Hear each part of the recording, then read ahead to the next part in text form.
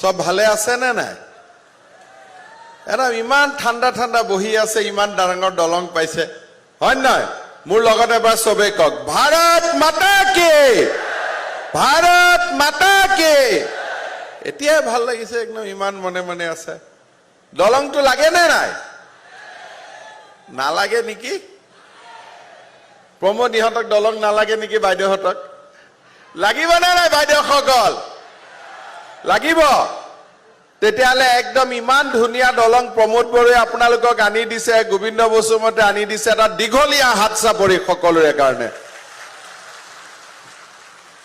আজিৰ সভাত আমাৰ মাজত উপস্থিত থকা অসম চৰকাৰৰ সন্মানীয় মন্ত্ৰী অশোক সিংহাল ডাঙৰীয়া, বিটিআৰৰ প্ৰধান প্ৰমোদ বড়ো ডাঙৰীয়া, ওদালগুৰি সমষ্টিৰ সন্মানীয় বিধায়ক আৰু বিটিআৰৰ ডেপুটি চিফ গোবিন্দ বসুমতাৰী ডাঙৰীয়া, মোৰ সতীৰ্থ বিধায়ক গণেশ লিম্বু ডাঙৰীয়া, বিটিআৰৰ ইএম ডক্টৰ নীলোৎ স্বৰ্গীয়াৰী ডাঙৰীয়া, দিগন্ত বৰুৱা ডাঙৰীয়া, দেওবৈচা বড়ো ডাঙৰীয়া, সঞ্জীৱ তাঁতী ডাঙৰীয়া, আমাৰ মাজত উপস্থিত প্ৰাক্তন মন্ত্ৰী ৰিহন দৈমাৰী ডাঙৰীয়া, মঙলদৈ সমষ্টিৰ প্ৰাক্তন বিধায়ক গুৰুজ্যোতি দাস ডাঙৰীয়া, এনইচিৰ এডভাইজাৰ শ্ৰী নবীন কুমাৰ ডাঙৰীয়া, লোক নিৰ্মাণ বিভাগৰ আয়ুক্ত সচিব ৰাজেশ কেম্প্ৰাই ডাঙৰীয়া, ওদালগুৰিৰ উপায়ুক্ত সাদনেক সিং ডাঙৰীয়াকে আদি কৰি মঞ্চত উপবিষ্ট বিশিষ্ট ব্যক্তিসকল, সভাস্থলীত উপস্থিত বিটিআৰৰ MSC সকল, ৰাইজ, আইসকল, দেউতাসকল আৰু যুৱক যুৱতী বন্ধু বান্ধৱীসকল, ওদালগুৰি জিলাৰ ওদালগুৰি ভৈৰৱকুণ্ড পথত ধনশিৰি নৈ ওপৰত এই দলংখন আজি আমি নিৰ্মাণ কৰিবলৈ আগবাঢ়িছো। এই দলংখনৰ বাবে বহু দিনৰ পৰা ৰাইজৰ দাবী আছিল, কাৰণ এই দলংখন নিৰ্মাণৰ লগে লগে অৰুণাচল প্ৰদেশ আৰু ভূটানলৈ আমাৰ যাতায়াত ব্যৱস্থা যথেষ্ট মসৃণ হৈ পৰিব। টাৱাঙলৈকে যোৱাৰ বাবেও এটা বিকল্প পথৰ আমি সন্ধান পাম। এই দলংখন 320 মিটাৰ দৈৰ্ঘ্যৰ হ'ব আৰু ইয়াতে 715 মিটাৰ সংযোগী পথ নিৰ্মাণ হ'ব আৰু এই সমগ্ৰ প্ৰকল্পটোত 34 কোটি টকা খৰচ কৰা হ'ব। NERSDS প্ৰকল্পৰ অধীনত এই দলংখন আমি 2025 চনৰ ফেব্ৰুৱাৰী মাহৰ ভিতৰত নিৰ্মাণ কৰি আমি সম্পূৰ্ণ কৰিম। এই প্ৰতিশ্ৰুতি মই ৰাইজক দিব বিচাৰিছো। এই দলংখন নিৰ্মাণ হৈ উঠাৰ লগে লগে অৰুণাচলৰ ৱেষ্ট কামিং জিলাৰ পৰা ৰূপা হৈ ভৈৰৱকুণ্ডৰ মাজেৰে অসমৰ যাতায়াত সুচল হৈ পৰিব। এই পথটো নিৰ্মাণ হোৱাৰ লগে লগে পশ্চিম অৰুণাচল প্ৰদেশলৈ যোগাযোগৰ দিশত এটা নতুন মাত্ৰা সংযোজিত হ'ব। ভৈৰৱকুণ্ড অসমৰ এখন বিখ্যাত পৰ্যটনস্থলী। এই দলংখন নিৰ্মাণ হৈ উঠাৰ লগে লগে স্থানীয় পৰ্যটন উদ্যোগেও বল পাব। বিটিআৰ প্ৰধান প্ৰমোদ বড়ো ডাঙৰীয়াই কৈছে যে ইয়াত বছৰি 3-4 লাখ টুৰিষ্ট আহে। এই দলংখন নিৰ্মাণ হোৱাৰ লগে লগে টুৰিষ্টৰ সংখ্যা আৰু বহু গুণে বৃদ্ধি পাব, তাক মই বিশ্বাস কৰোঁ। আজিৰ এই দলংখনৰ বিষয়ে বিটিআৰৰ চুক্তিটো উল্লেখ আছিল আৰু এক প্ৰকাৰ ক'ব গ'লে বিটিআৰ চুক্তি ৰূপায়ণৰ দিশত আজিৰ দলংখনৰ আধাৰশিলা অনুষ্ঠানে এক নতুন মাত্ৰা প্ৰদান কৰিলে। আজিৰ অনুষ্ঠানত NECৰ এডভাইজাৰ নবীন কুমাৰ ডাঙৰীয়া উপস্থিত আছে। मैं आज का सभा से ही आसाम वासियों का ओर से NEC का बहुत बहुत अभिवादन करता हूं। ये हमारे लिए जो ब्रिज का अनुमोदन किया, स्वीकृति किया, इसलिए मैं एनईसी को धन्यवाद देना चाहूंगा। श्रद्धा राइज, আপোনালোকে জানে যে বিটিআৰ চুক্তি স্বাক্ষৰ হোৱাৰ পিছত আৰু দিছপুৰত দ্বিতীয়বাৰ বিজেপি চৰকাৰ গঠন হোৱাৰ পৰৱৰ্তী অৱস্থাত বিটিআৰৰ উন্নয়নৰ বাবে ৰাজ্য চৰকাৰে সৰ্বাধিক গুৰুত্ব প্ৰদান কৰি আহিছে। যেতিয়া ইউপিপিএল বিজেপি দলৰ চৰকাৰ কোকৰাঝাৰত নিৰ্মাণ হৈছিলে, সেই সময়ত প্ৰথমতে মই কোকৰাঝাৰ যোৱাৰ সময়ত বিটিআৰ অঞ্চলত গুডউইল প্ৰজেক্ট হিচাপে ৰাস্তা ঘাট উন্নয়নৰ বাবে প্ৰায় 500 কোটি টকাৰ অনুমোদন কৰিছিলোঁ। আজি বিটিআৰৰ চাৰিওফালে এই গুডউইল প্ৰজেক্ট নিৰ্মাণৰ কাম আগবাঢ়িছে আৰু ই বিটিআৰৰ বহুবিলাক এৰাব নোৱাৰা সমস্যা সমাধান কৰাত সহায় কৰিছে। অহা 7 ছেপ্টেম্বৰত কোকৰাঝাৰত অসম চৰকাৰৰ কেবিনেটৰ বৈঠক অনুষ্ঠিত হ'ব আৰু সেই কেবিনেট বৈঠকতে আমি গুডউইল প্ৰজেক্টৰ অধীনত আৰু পুঁজি বিটিআৰৰ বাবে আবণ্টন কৰিম, যাতে নিৰ্দিষ্ট দলং আৰু ৰাস্তা ঘাটসমূহ আমি ৰাইজৰ আশা আকাংক্ষা পূৰণ কৰি নিৰ্মাণ কৰিব পাৰিম। এইবাৰ যিটো গুডউইল প্ৰজেক্ট হ'ব, তাতে আমি দলঙত আটাইতকৈ গুৰুত্ব দিম আৰু যি ৰাস্তাই নবনাও কিয় 10ৰ পৰা 15 কিলোমিটাৰ দৈৰ্ঘ্যৰ একোটা ৰাস্তা আমি নিৰ্মাণ কৰিব খুজিছো, যাতে সেই ধৰণৰ 50টামান ৰাস্তা যদি আমি নিৰ্মাণ কৰি ল'ব পাৰো, তেতিয়াহ'লে বিটিআৰত যাতায়াতৰ সমস্যা একেবাৰে নোহোৱা হ'ব, তাক মই বিশ্বাস কৰোঁ। তাৰ লগে লগে আমাৰ বিটিআৰৰ জনজাতীয় লোকসকল থকা গাঁওসমূহ, আমাৰ আদিবাসী অঞ্চলসমূহ, গোৰ্খা থকা লোকসকলৰ গাঁওসমূহতো ৰাস্তা ঘাট নিৰ্মাণৰ ওপৰত আমি বিশেষকৈ গুৰুত্ব দিব বিচাৰিছো। শ্ৰদ্ধাৰ ৰাইজ, ইতিমধ্যে প্ৰমোদ বড়ো ডাঙৰীয়াই বিটিআৰৰ সম্পদ আৰু সম্ভাৱনাৰ ওপৰত আপোনালোকক অৱগত কৰিছে। এইবাৰ আমি অসমত গুডউইল প্ৰজেক্টৰ উপৰিও যাতায়াতৰ দৃষ্টিভংগীৰে 4টা নতুন আমি কমিউনিকেশ্যন বা যোগাযোগৰ প্ৰকল্প ল'ব খুজিছো। এটা হৈছে মুখ্যমন্ত্ৰীৰ উন্নত পকীপথ নিৰ্মাণ আঁচনি। সেই নিৰ্মাণ আঁচনিত আমি প্ৰতি বিধানসভা সমষ্টিত 10 কিলোমিটাৰৰ এটা ৰাস্তা নিৰ্মাণ কৰিম। অৰ্থাৎ এই আঁচনিৰ অধীনত বিটিআৰত 120 কিলোমিটাৰ নতুন ৰাস্তা নিৰ্মাণ হ'ব। তাৰ সমান্তৰালভাৱে মুখ্যমন্ত্ৰীৰ পকীপথ নিৰ্মাণ আঁচনি আমি হাতত লৈছো, য'ত প্ৰতি সমষ্টিত 25 কিলোমিটাৰ ৰাস্তা এইবাৰ আমি নতুনকৈ নিৰ্মাণ কৰিম। অৰ্থাৎ বিটিআৰৰ 12টা সমষ্টিত এই আঁচনিৰ জৰিয়তেও প্ৰায় 300 কিলোমিটাৰ নতুন ৰাস্তা আমি নিৰ্মাণ কৰিব পাৰিম। তাৰ উপৰিও পুৰণা ৰাস্তাবিলাক মেৰামতিৰ কাৰণেও মুখ্যমন্ত্ৰীৰ পথ নৱীকৰণ আঁচনি বুলি আৰু এটা আঁচনি আমি অনুমোদন কৰিছো। ইয়াৰ উপৰিও আমাৰ গাঁৱত যিবিলাক মথাউৰি নিৰ্মাণ হৈছে, সেই মথাউৰিসমূহ নদীৰ কাষে কাষে হোৱা বাবে মথাউৰিসমূহ যদি আমি পকী কৰিব পাৰো, তেতিয়াহ'লে আমাৰ বহু গাঁৱলৈকে যোৱা ৰাস্তা আমাৰ ওচৰ হৈ পৰিব। পুৰা আমি প্ৰত্যক্ষ যোগাযোগৰ ৰাস্তা বিচাৰি পাম। সেই দৃষ্টিভংগীৰ ফলৰ পৰাও মুখ্যমন্ত্ৰীৰ মথাউৰি পকীকৰণ নিৰ্মাণ আঁচনি, আন এটা আমি টোটেল 4টা আঁচনি এইবাৰ আমি লোক নিৰ্মাণ বিভাগৰ পৰা হাতত লৈছো। নৱেম্বৰ আৰু ডিচেম্বৰ মাহত এই আঁচনি কেইটাৰ নিৰ্মাণৰ কাম আৰম্ভ হোৱাৰ লগে লগে আৰু বিটিআৰৰ দ্বিতীয় গুডউইল প্ৰজেক্ট আৰম্ভ হোৱাৰ লগে লগে বিটিআৰৰ ৰাস্তা ঘাটৰ বহু সমস্যা সমাধান হ'ব। ইয়াৰ উপৰিও আপোনালোকে সকলোৱে জানে যে অসম চৰকাৰে বিটিআৰক লৈ কেইবাটাও নতুন গুৰুত্বপূৰ্ণ আঁচনিৰ কাম হাতত লৈছে। ইয়াৰ ভিতৰত ওদালগুৰি জিলাত বড়োলেণ্ড ইউনিভাৰ্চিটিৰ এটা কেম্পাছ নিৰ্মাণ, পাগলাদিয়াৰ ওপৰত দ্বিতীয়খন দলং নিৰ্মাণ, তামুলপুৰত মেডিকেল কলেজ নিৰ্মাণ, ওদালগুৰিৰ পৰা ৰৌতা হৈ মিছামাৰীলৈকে ৰাস্তা, অসমমালাৰ অধীনত নতুন ৰাস্তা নিৰ্মাণ, এই ধৰণৰ বহুবিলাক আমি বৃহৎ প্ৰকল্প আমি হাতত ল'ব বিচাৰিছো।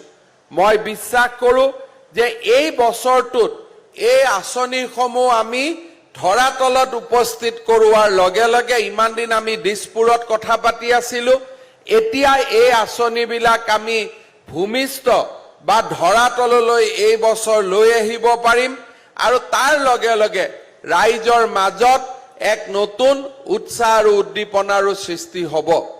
আজি আমাৰ প্ৰমোদ বড়ো ডাঙৰীয়াই কৃষি বা এগ্ৰিকালচাৰৰ কথা উল্লেখ কৰিছে। আজিৰ দিনটোতে আমি এটা নতুন অভিলেখ সৃষ্টি কৰিলো যে এইবাৰ আমি 5 লাখ মেট্ৰিক টন ধান আমি ৰাইজৰ পৰা কিনিবলৈ সক্ষম হলো আৰু আজিৰ দিনটোতে আমি 5 লাখৰ অংক গৈ চুব পাৰিছো। এই 5 লাখ ধান আমি কিমান টকাত কিনিছো? মানুহক আমি প্ৰতি কুইণ্টলত 1940 টকা আমি দিব পাৰিছো। আগতে আমাৰ গাঁৱৰ মানুহে 1200-1300 টকাত মিলৰ মালিকক ধান বিক্ৰী কৰিছিল। এইবাৰ আমি যেতিয়াৰ পৰা চৰকাৰে ধান কিনা হাতত ললো, আমি 1960 টকা আমি ৰাইজক দিব পাৰিছো আৰু অহাবাৰ যি আমাৰ নতুন শস্য আমি নৱেম্বৰ-ডিচেম্বৰ মাহৰ পৰা কাটিম, তাত আমি প্ৰতি কুইণ্টল ধানৰ দাম 2000 টকাৰ ওপৰত আমি দিবৰ বাবে সিদ্ধান্ত গ্ৰহণ কৰিছো। অৰ্থাৎ যি আগতে কৃষকে 1200 টকা দাম পাইছিলে, অহা বছৰ সেই দাম গৈ 2000 টকা পাৰ হৈ যাব। অহা 1 তাৰিখৰ পৰা আমাৰ ওদালগুৰি জিলাত বহুতো চাহ বাগিচা আছে। অহা 1 তাৰিখৰ পৰা বাগানৰ শ্ৰমিকৰ দৰমহাও আমাৰ বৃদ্ধি হ'ব আৰু প্ৰথমবাৰৰ বাবে অসমত কোনো ধৰণৰ আন্দোলন নকৰাকৈ আমাৰ বাগানৰ শ্ৰমিকসকলৰ দৰমহা বৃদ্ধি কৰাৰ বাবে ৰাজ্য চৰকাৰে সিদ্ধান্ত লৈছে।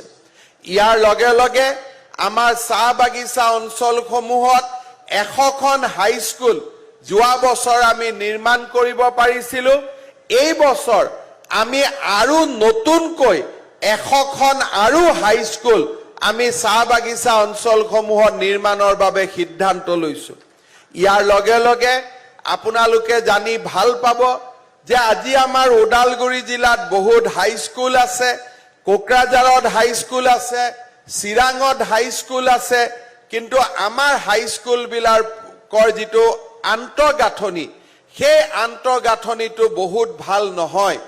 এইবাৰ ৰাজ্য চৰকাৰে সিদ্ধান্ত লৈছে যে অসমৰ হাইস্কুলবিলাকৰ বিকাশৰ বাবে আমি 10,000 কোটি টকা আমি খৰচ কৰিম, যাতে প্ৰতিখন হাইস্কুল ডন বস্কো সেন্ট মেৰিজতকৈ দেখাত ভাল হয়, আমাৰ আন্তঃগাঁথনি ভাল হয়।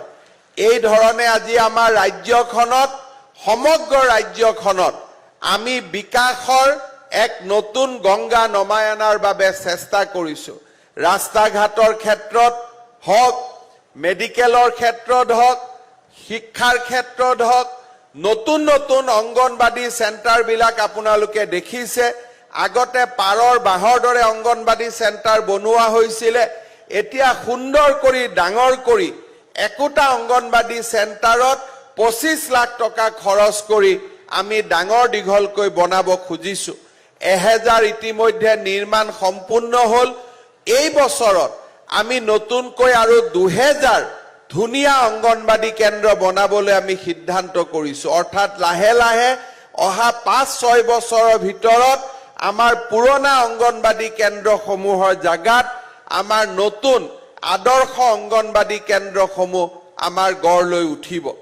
ইয়াৰ লগে লগে আমাৰ ৰাজ্য চৰকাৰখনে নিবনুৱাৰ কৰ্মসংস্থাপনৰ ওপৰত আটাইতকৈ গুৰুত্ব দিছে আপোনালোকে দেখিছে যেতিয়া মই ওদালগুৰিত ইলেকশ্যন কেম্পেইনত আহিছিলো ৰাইজক কৈছিলো যে আমাৰ চৰকাৰ আহিলে আমি 1 লাখ চৰকাৰী নিযুক্তি দিম কিন্তু মানুহে আমাক বিশ্বাস কৰা নাছিলে সিদিনাখনলৈকে বিধানসভাত কংগ্ৰেছৰ সদস্যসকলে আমাক উপলুঙা কৰিছিল যে কোট 1000 চাকৰি 1 লাখ চাকৰি ইতিমধ্যে আমাৰ চৰকাৰ অহাৰ পিছত 30000 আমি চাকৰি দিলো সেপ্টেম্বৰ মাহত 5টা কমান্ডো বেটেলিয়নকে ধৰি আমি আৰু 10000 চাকৰি আমাৰ নিবনুৱা লৰা ছোৱালী সকলৰ কাৰণে আমি আগবঢ়াম তাৰ সমান্তৰালভাৱে যোৱা ৰবিবাৰ আৰু তাৰ আগৰ ৰবিবাৰে যি গ্ৰেড 3 আৰু গ্ৰেড 4 পৰীক্ষা হৈ গল তাৰ জৰিয়তে আমি প্ৰায় 30000 ডেকা লৰা ছোৱালীক আমি চাকৰি দিম আগতে চাকৰি পাবৰ কাৰণে 10 লাখ 20 লাখ টকা ঘোষ দিব লাগিছিল এতিয়া আটাইতকৈ দুখীয়া ঘৰৰ লৰা কৃষকৰ লৰা ঠেলা চালকৰ লৰা ৰিক্সা চালকৰ লৰা গাঁৱৰ ভিতৰৰ লৰাই আজি চৰকাৰী চাকৰি পাইছে কেইদিনমান আগতে পুলিচৰ চাকৰি হৈছিল মই টিভিত দেখিছো দেউতাকে পকৰি বিক্ৰী কৰিছিল বজাৰত এতিয়া তেওঁ তিনিজন লৰাই একে কুবতে পুলিচৰ চাকৰি পাইছে সেই কাৰণে মই আমাৰ ৰাইজক আহ্বান জনাম যে আমাৰ অসম এতিয়া পৰিৱৰ্তন হল টকা দি চাকৰি পোৱাৰ দিন শেষ হৈ গল এতিয়া মাত্ৰ পঢ়া শুনা কৰিব লাগে দেউতাক মাকে লৰা ছোৱালীক ভালকৈ পঢ়া শুনা কৰিব লাগে আৰু লৰা ছোৱালীয়ে চৰকাৰী চাকৰিৰ পৰা বেংকৰ লোনৰ পৰা আমাৰ প্ৰাইভেট যিবিলাক ইণ্ডাষ্ট্ৰি আহিছে অসমৰ বাহিৰলৈকে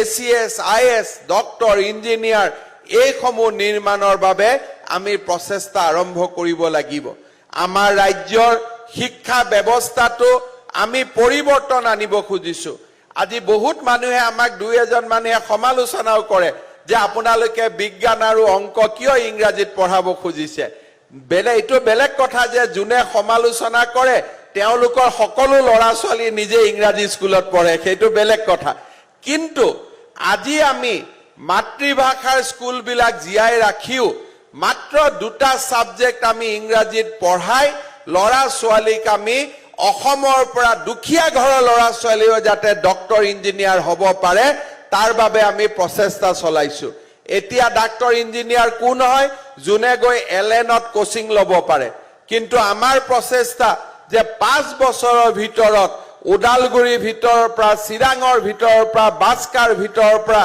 নলবাৰী ভিতৰৰ পৰা যোৰহাট ডিব্ৰুগড়ৰ ভিতৰৰ গাঁৱৰ পৰা ডক্টৰ ইঞ্জিনিয়াৰ আমি নিৰ্মাণ কৰিম আইএছ অফিচাৰ আমি নিৰ্মাণ কৰিম অসমলৈ আমি বিদ্যায়তনিক পৰিবেশ আমি উভতাই আনিম শ্ৰদ্ধাৰ ৰাইজ যোগাযোগে হওক ধান ক্ৰয় হওক কৃষিৰ বিপ্লৱ হওক আজি আমাৰ শান্তি সম্প্ৰীতিৰে এখন নতুন অসম নিৰ্মাণ হওক বা বিদ্যালয়সমূহৰ আন্তৰ্গাঁথনি উন্নয়ন হওক দুখীয়া লোকসকললৈ বিভিন্ন ধৰণৰ সহায় হওক আজি আমি ৰাজ্যখনৰ জনজীৱনলৈ এক নতুন আশা যোৱা এবছৰত আমি কঢ়িয়াই আনিব পাৰিছো অফিস বিলাকত দুৰ্নীতি নিৰ্মূল হোৱা নাই সম্পূৰ্ণ কিন্তু দুৰ্নীতি কমিছে লাহে লাহে আমি সম্পূৰ্ণ দুৰ্নীতি বিলুপ্তিকৰণৰ বাবে আমি চেষ্টা চলাই আছো যোৱা দুমাহত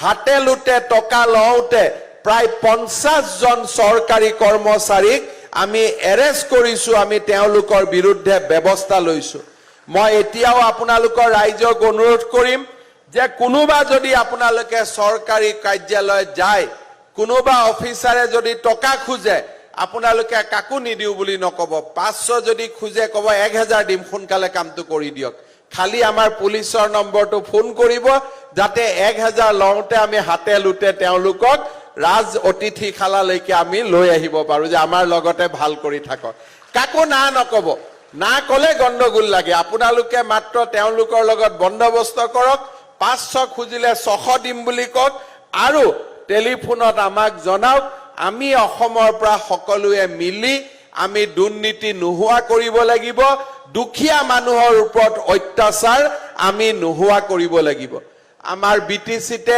আগতে ওদালগুৰিতে কাষ্ট চাৰ্টিফিকেট দিওঁতে মানুহৰ ওপৰত কিমান অত্যাচাৰ আছিল আজি আমি মিছন ভূমিপুত্ৰ কৰিছো কম্পিউটাৰত কাষ্ট চাৰ্টিফিকেট আপোনালোকে এপ্লাই কৰক আৰু আপোনালোকে 1 মাহ 45 দিনৰ ভিতৰত ঘৰত বহি কাষ্ট চাৰ্টিফিকেট পাব আৰু জুনে নাপায় গুৱাহাটীত মোৰ অফিচত মই তাক চাই থাকো জুনে নাপালে বেছি দেৰি হলে ডিচিলৈকে মোৰ ফোন যাব যে অমুক লৰাজনক কিয় কাষ্ট চাৰ্টিফিকেট দিয়া নাই ঘটনাটো কি বুলি মোৰ টেলিফোন আহি উপস্থিত হ'ব সেইবাবে ৰাইজ আজি আমাৰ ট্ৰান্সপোৰ্ট ডিপাৰ্টমেণ্টতে কক মাটিৰ কাম কাজতে কক আজি আমাৰ কাষ্ট চাৰ্টিফিকেটে কক এমপ্লয়মেন্ট এক্সচেঞ্জত ৰেজিষ্ট্ৰেচনে হক আজি আমি কম্পিউটাৰটো হাতত লৈ অসমত স্বচ্ছতা আৰু এখন দুৰ্নীতিমুক্ত সমাজ এখন নিৰ্মাণ কৰিবলৈ চেষ্টা কৰিছো ৰাইজ আপোনালোকে আশীৰ্বাদ কৰিব আৰু আমি সকলোৱে মিলি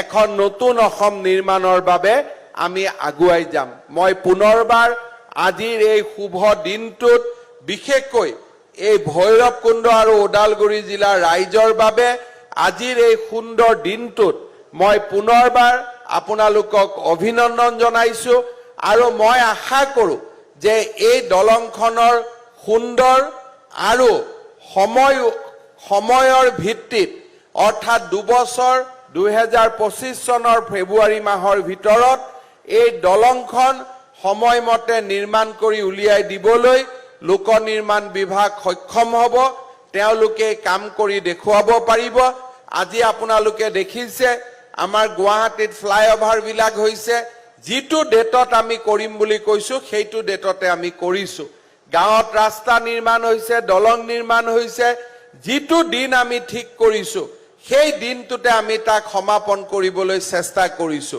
ৰাইজৰ আশীৰ্বাদত আমি এনেকে অসমখন আগুৱাই লৈ যাম বিটিআৰখন আগুৱাই লৈ যাম আপোনালোকে আমাক আশীৰ্বাদ কৰিব মই পুনৰবাৰ আপোনালোকক ধন্যবাদ জনাইছো আৰু মই আশা কৰিছো যে বিটিআৰত শান্তি আৰু প্ৰগতিৰ এই যি নতুন পৰিৱেশ যোৱা 1-2 বছৰত সৃষ্টি হৈছে সেই পৰিৱেশে বিটিআৰক অসমৰ এক অনন্য উন্নত অঞ্চললৈ ৰূপান্তৰ কৰিব তাকে আশা কৰি পুনৰবাৰ উত্তৰ পূব পৰিষদ আৰু অসম চৰকাৰৰ বিষয়া কৰ্মচাৰী আৰু বিটিআৰ কৰ্তৃপক্ষক মোৰ বহুত বহুত ধন্যবাদ আৰু অভিনন্দন জনাই মই মোৰ বক্তব্যৰ সামৰণি মাৰিছো মোৰ লগত আকৌ এবাৰ কব ভাৰত মাতা কি বহুত বহুত ধন্যবাদ